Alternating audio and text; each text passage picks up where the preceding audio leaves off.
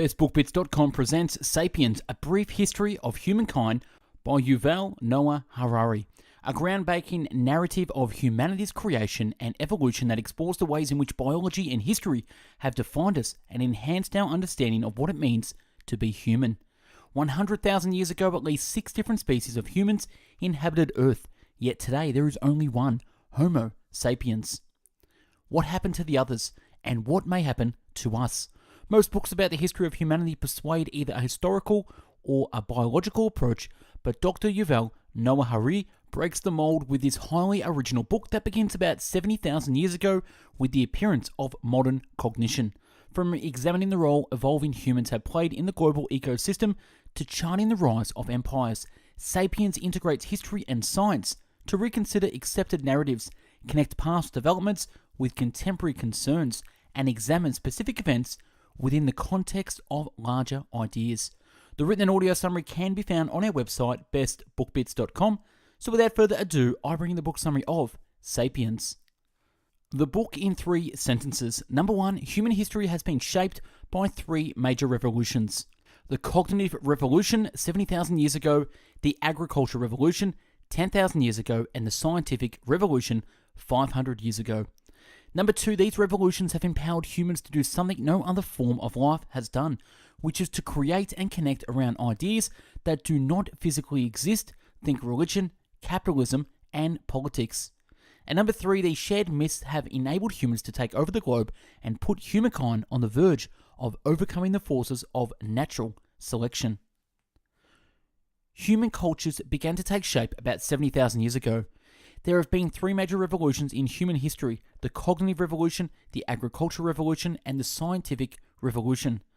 Prehistoric humans 2 million years old or so were no more important and impressive than other mammals.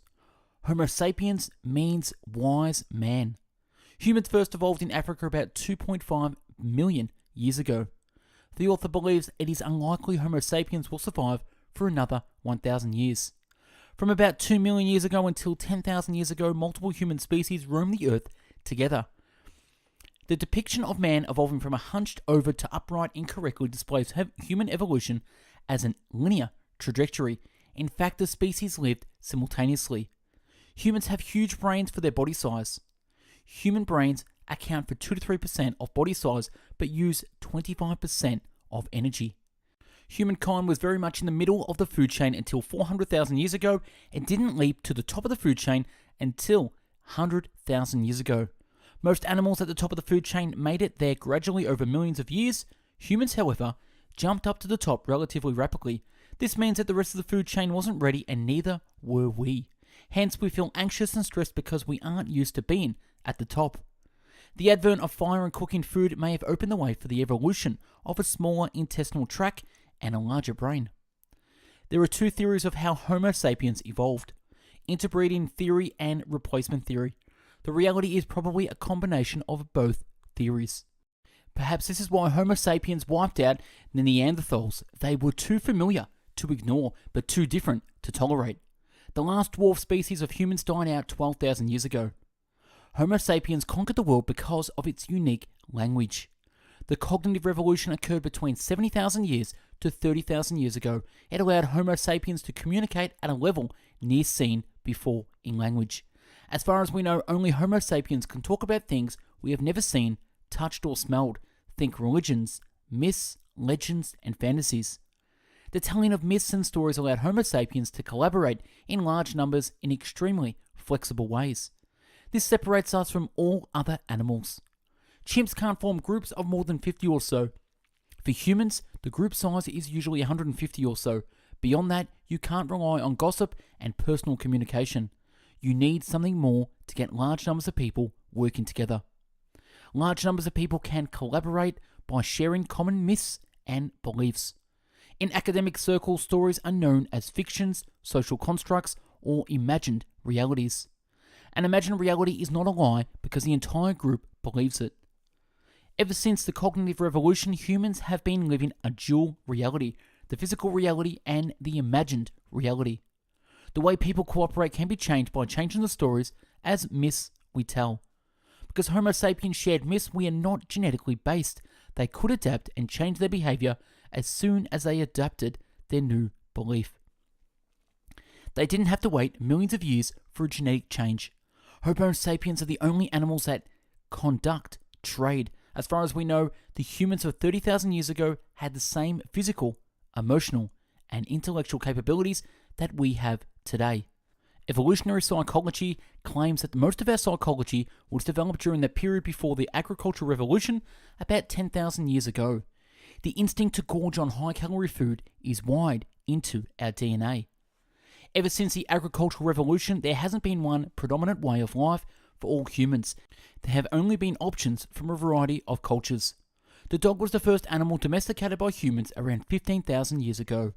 In ancient human groups over 10,000 years ago, there was very little privacy, but also very little loneliness. Most of our ancient ancestors had much wider and deeper knowledge of their physical surroundings than we do. They were not unintelligent at all. The human collective today knows far more overall than the whole population of 15,000 years ago. However, at the individual level, we are much more specialized today. Ancient foragers were the most knowledgeable and skillful people in history. It is far easier to pass unremarkable genes along today than it was 10,000 years ago. Our lack of knowledge about prehistoric religions and beliefs is one of the biggest holes in our understanding of human history. Humans travelling across the sea and landing in Australia was one of the most important expeditions in history. It marked the moment humans cemented themselves at top of the food chain. Homo sapiens first made it to America about 16,000 years ago. The settling of America across the Siberian Peninsula through Alaska into Canada and the United States, down through Mexico and the Central America, into the Andes and the Amazon, and all the way to the tip of South America, was one of the most rapid and incredible invasions of a single species the world has ever seen. Incredibly, the agricultural revolution sprang up independently in many different parts of the world. There is no evidence modern humans have become more intelligent with time. The agricultural revolution actually didn't make the life of the average human better at first. It did, however, allow humans to collect more food per unit area, and thus the overall population multiplied exponentially. Fascinatingly, the first few thousand years of agricultural revolution actually made life harder for humans by creating more work, less leisure, and a ballooning population that created more mouths to feed. Each individual generation didn't see how their life was becoming worse because the small changes were so tiny. One of history's few iron laws is that luxuries tend to become necessities and to spawn new obligations. Once people begin to enjoy new luxuries, they tend to become expected and then count on them. The evolutionary success of the agricultural revolution, greater population, was actually cause for much suffering on the individual level, not just for humans, but for domesticated animals like cows, sheep, and chickens as well. The advent of the agricultural revolution marked the time when worries of the future became prevalent: the weather, the crop yield this year, etc. The myths that surround us and make up our lives dictate so much of what we believe and what we do. Like the ancient Egyptians, most people dedicate their lives to building pyramids. It's just that the names, shapes, and sizes of the pyramids change from one culture to another. In order to change the imagined order, you must first find a group that believes in the current imagined order. New myths must build upon or evolve from previous myths. The main purpose of writing is to record numbers, which our brains did not evolve to manage well. Our brains are much better at remembering biological, zoological, and social information. There is an ancient writing system used by the Incas known as quipu. They are not written words at all, but a series of knots of different colors and strings that represent words and numbers. Writing has actually changed the way humans think. We can use writing and record keeping to think far more categorically than ever before. Numbers are the world's most prevalent language. Numbers are the world's most prevalent language. Social hierarchies, inequality, and so on are human inventions. Most rich people are rich because they were born into rich families.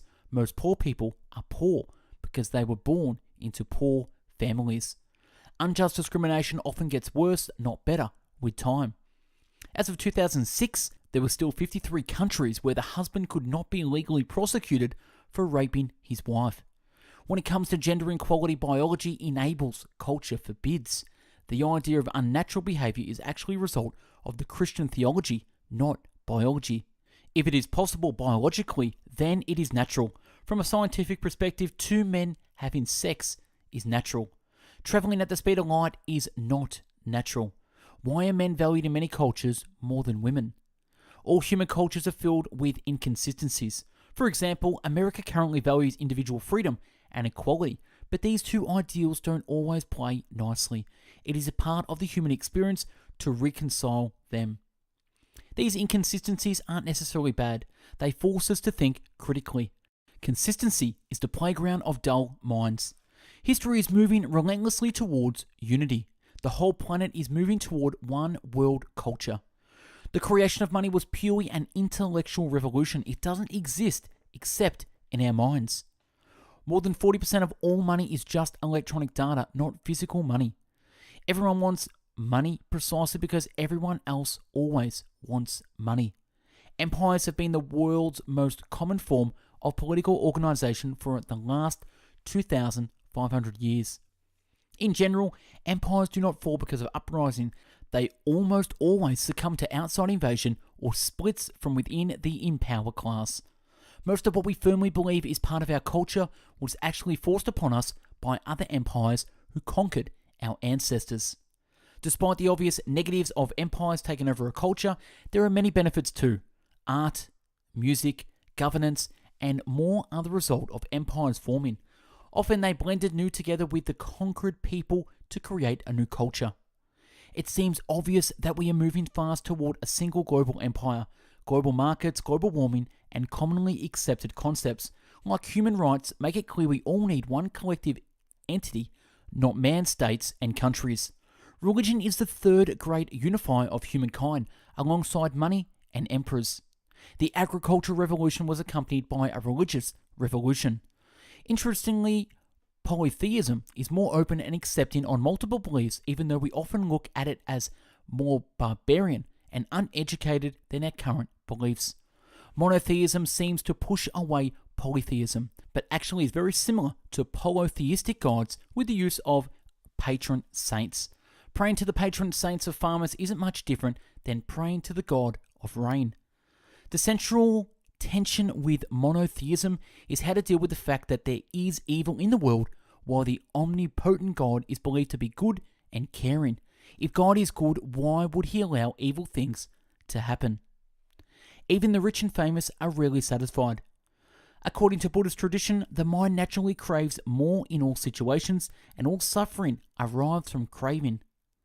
There are a variety of natural law religions that are popular today because, like communism, capitalism, and liberalism, over the last 200 years, science has increasingly revealed that human behavior is determined by hormones, genes, and neurological synapses.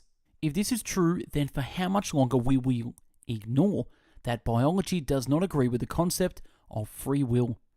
To describe how something happened means to reconstruct a series of specific events that led from one point to another. To describe why something happened means to find causal connections that led to this particular series of events to the exclusion of all others. The deeper your knowledge on a particular area of history, the harder it becomes to explain why one particular outcome occurred and not another.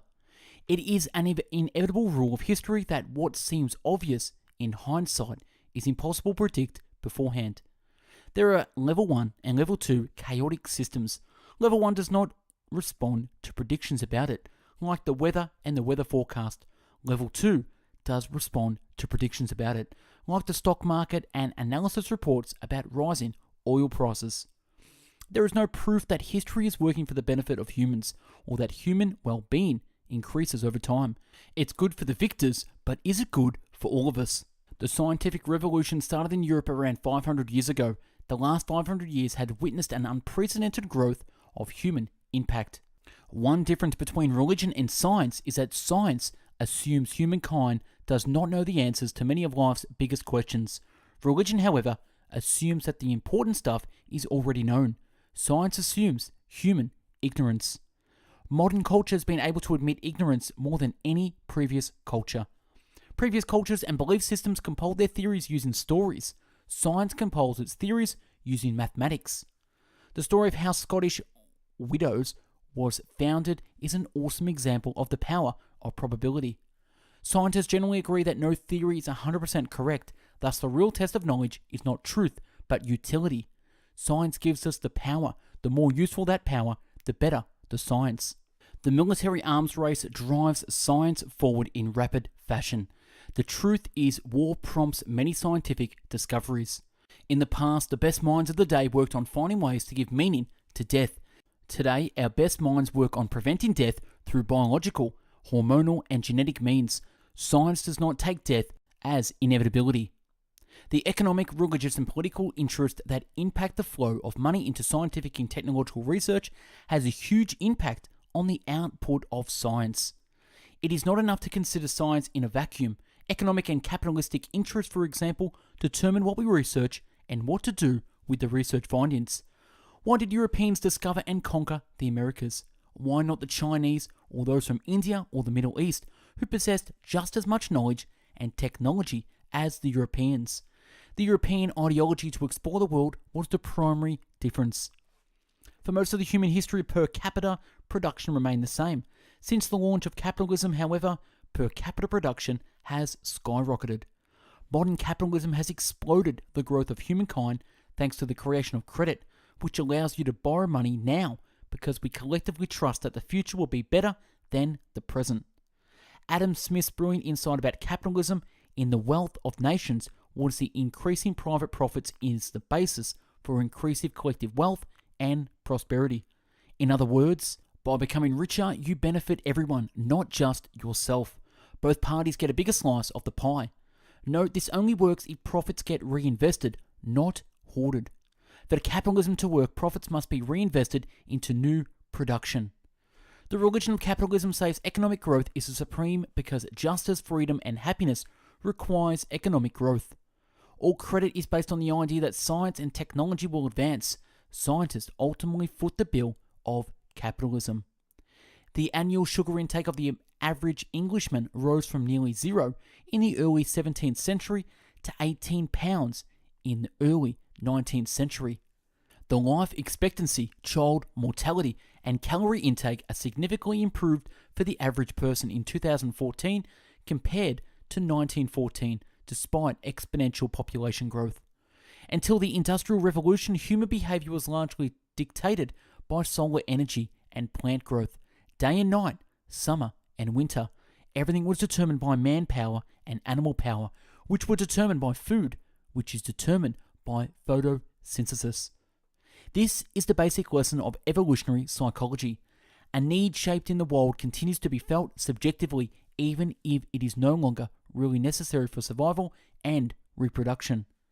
Harlow's infant monkey studies from the 1950s and a variety of follow-up studies have shown that animals have strong psychological needs as well as purgative physical needs. Note to self, never disregard your psychological needs. Each year, the United States population spends more money on diets than the amount needed to feed all the hungry in the rest of the world. Most people don't realize just how peaceful of the times are we live in. In recent years, more people die from suicide each year than from war and violent crime. The same can be said for car accidents. Live a safe community, drive as little as possible, and love yourself. Violent local crime, car accidents, and suicide are some of the biggest killers of humans. War is at an all-time low because the cost of war has increased because of nuclear weapons. The benefits of war have decreased because physical resources drive less of the economy, and international trade is more lucrative than conquest, and the tightening of international connections because a worldwide culture is less likely to battle itself. Our view of the past is heavily influenced by recent events. Researchers have investigated nearly all aspects of history, but rarely have asked whether historical changes have made humans happier. Nietzsche: he who has a right to live can bear almost anyhow. If happiness is based on pleasurable feelings, then increasing our happiness is a matter of increasing biochemical release. If happiness is based on meaning, then increasing our happiness is a matter of deluding ourselves about the meaning of our lives. One uncommonly cited benefit of religion, belief in the afterlife, gives meaning to your life in the present. Buddhism has studied happiness for over 2,000 years. Interestingly, Buddhism shares many viewpoints on happiness with science, most notably that happiness results from processes within the body and not from the outside world. The Buddhist philosophy of happiness centers around the idea that you are not the events that happen to you, but you are also not the feelings you have. You are not your feelings. You are not your feelings. They are just feelings. Thus, if you understand this, you can release the needs to keep chasing the need to feel happy or not to feel angry or not to feel sad. In other words, you have to understand yourself. For close to 4 billion years, every organism developed accordingly to evolution, but in recent decades, humans have begun to evolve accordingly to intelligent design. In other words, there are people who would have been selected out of the gene pool millennia ago, but not today. Genetic engineering is allowing humans to break the laws of natural selection. The next stage of human history will not only involve biological and technological changes, but also changes in human consciousness and identity. Changes that are this fundamental will call the very term human into question. Many people think the question we should ask to guide our scientific pursuits is, what do we want to become? However, because we seem to be on the path to genetically engineering and programming nearly every facet of our wants, desires, and consciousness, the real question we should ask is, what do we want to want? In the past 1,000 years, humans have evolved to take over the world and are on the verge of overcoming natural selection and becoming gods. Yet we still seem unhappy in many ways, and we are unsure of what we want.